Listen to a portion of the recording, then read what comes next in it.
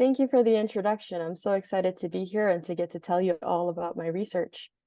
So I'm really interested in the musculoskeletal system, particularly in bone. And when we mostly think about our bones as a structural support that enables us to move and protects our organs. And most people are aware that our bones grow when we are kids and throughout adolescence and then stop. But what many people don't know is that even after we've stopped growing, we are constantly removing old bone and replacing it with new. In fact, enough bone is replaced throughout life that we make an entirely new skeleton every 10 years. So our bones are these highly dynamic tissue that is constantly adapting and communicating with other organs. And through my work, I've become really fascinated by how bone is regulated, how it talks to other tissues, and how this biology drives diseases such as cancer. Bone is a common site of cancer development, and bone tumors can form as a result of primary cancers such as osteosarcoma, which is an aggressive form of pediatric bone cancer, and prevalent cancers such as breast cancer and prostate cancer disproportionately metastasize to the bones compared to other organs. In each of these cases, cancer growth dysregulates how bones turn over, leading to either excessive bone formation or excessive bone loss. And so in my PhD work, I was really interested in understanding what it is about our bones that make them such a favorable site for cancer development. The bone niche is a highly complex and unique environment for cancer growth. Unlike other organs in our bodies, bone is a stiff tissue comprised primarily of minerals such as hydroxyapatite and collagen type 1. And it's comprised of specialized cells such as osteoblasts and osteoclasts, which mediate how much bone gets formed versus how much of it gets broken down. However, very little is known about the crosstalk between cancer cells and the bone environment, and how this might impact tumor development and treatment response. So the overall scope of my work was centered around establishing tools that would enable us to study the role of bone matrix in osteosarcoma and elucidate how our bones recruit metastatic cancer cells and how these further dysregulate the bone niche. To evaluate how bone matrix influences osteosarcoma progression, I use biomaterials to develop a 3D in vitro model that mimics the major components of bone matrix. These are collagen type 1 and hydroxyapatite minerals. And using these models, I evaluated what happens to osteosarcoma tumors in terms of their growth, their drug resistance, and their signaling in the presence of these 3D bone matrix cues. And I compared these to conventional culture models such as 2D cultures on tissue culture plastic, or 3D models that lacked bone minerals, and to in vivo mouse models.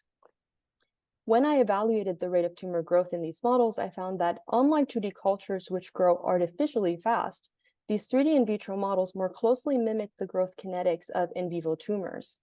And when treated with chemotherapeutics, osteosarcoma cells within these 3D environments showed higher drug resistance, and this resistance was highest in the presence of bone minerals, suggesting that exposure to bone minerals may be a driver of drug resistance in osteosarcoma. I also evaluated the activation levels of receptor tyrosine kinases, or RTKs, which are common signaling targets for cancer, as a way to understand how these 3D environments influence what pathways osteosarcoma cells were using. And very strikingly, I found that many of these are actually turned off and lost in 2D culture, and only partially restored in 3D models lacking bone minerals, whereas 3D models that incorporated bone mineral cues retained RTK activation to a level that was similar to that of in vivo tumors. And so this has important implications for treatment because we try to target the pathways that cancer cells are using, but we miss out on potential targets if these are inactive in the models that we are evaluating. Leveraging these 3D models, we identified alpelisib, which is a PI3K inhibitor, as a potential drug target for osteosarcoma. I found that this drug inhibited tumor growth and ectopic bone formation in vivo, but when I looked at this in vitro, only the 3D model containing bone minerals recapitulated this response to treatment, while other culture models showed very limited response. And so this demonstrates that these 3D in vitro models not only tell us about how bone minerals influence osteosarcoma growth and drug resistance, but they also have the potential to identify new drug targets that would otherwise be missed in conventional models. Given that bone is also a common metastatic site for cancer, I next set out to develop a 3D in vitro platform that could model cancer metastasis to bone. And my design here was inspired by the natural way that metastatic cancer cells spread to the bones in the human body, where they arrive at the bones through the bone marrow cavity and subsequently invade into bone tissue. To mimic this process, I developed an in vitro model which uses spatial patterning to place a 3D scaffold containing cancer cells at the center of tissue-engineered bone. And I generated these models by first encapsulating mesenchymal stem cells in 3D, differentiating them to form bone tissue, and then introducing a scaffold containing cancer cells in the center. And the interface between these two tissues allowed me to track the invasion of fluorescently labeled cancer cells into bone tissues over time. To evaluate whether this model could recapitulate the preferential invasion of cancer cells to bone, I engineered outer rings out of tissues that are anatomically in proximity to bone, but that in vivo cancer cells do not typically metastasize to, such as cartilage and muscle. And so these fluorescence images demonstrate that these cancer cells selectively migrated to tissue-engineered bone, yet showed no migration when they were seeing engineered cartilage or muscle tissues. And cancer-induced disruption of bone remodeling is one of the major complications in patients with bone metastasis, leading to significant morbidity and mortality. And typically, we would need to use an in vivo model to study this process, but I wanted to mimic this using this in vitro system. And to achieve this, I created a version of this model that incorporates osteoclasts, which are specialized cells that break down bone tissue. And using micro-CT imaging, I demonstrated that these engineered models could recapitulate the way in which cancer cells trigger abnormal breakdown or deposition of bone tissue at levels that corresponded with the level of cancer aggressiveness, similar to what has been observed in vivo models. To evaluate whether we could use this as a tool to identify molecular drivers of bone metastasis, I integrated this model with single-cell RNA-seq. And so I designed this model such that following invasion, one could easily deconstruct it to separate out highly invasive subpopulations of cancer cells that migrated to bone from their less invasive counterparts that remained in the center. And when I compared these two subpopulations, I found that cancer cells that invaded to the outer rings of tissue-engineered bone activated transcriptional programs associated with metastasis, such as ENT and ECM remodeling. So during my PhD, I engineered 3D models that enabled us to study the crosstalk between cancer and bone. And now as a postdoc, I've transitioned into studying how the gut microbiome regulates musculoskeletal tissues, particularly in the context of aging. So the gut microbiome is a diverse community of microorganisms, such as bacteria, that are known to contribute to human health and disease.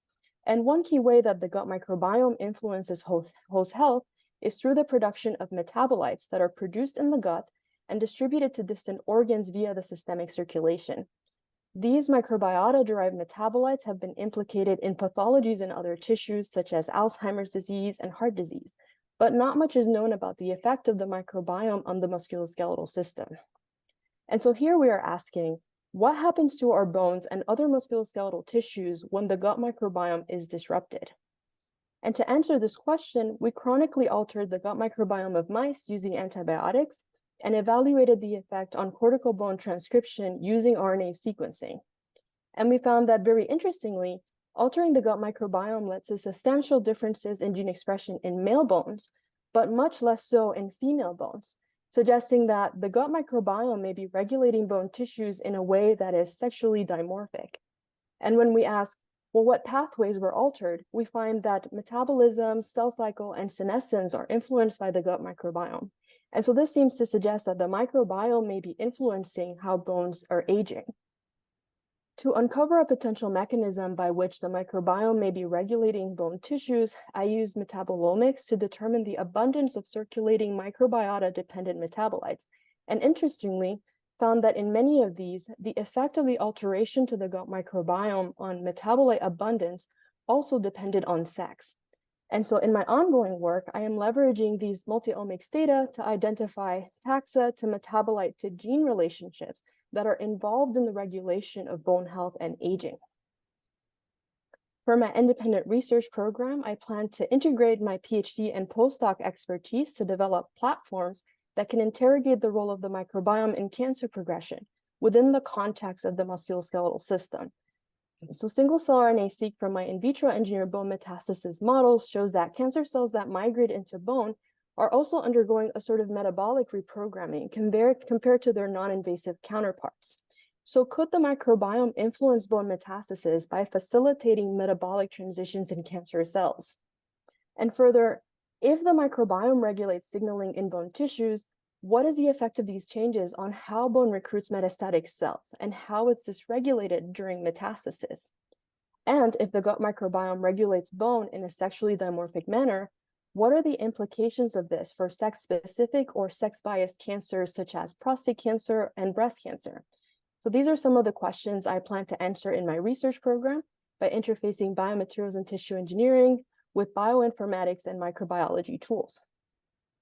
And so with that, I'd like to thank the Hernandez Lab as well as the Fang Yang Lab where I did my PhD, along with all of the amazing collaborators that contributed to this work, along with my funding sources. And thank you all for tuning in.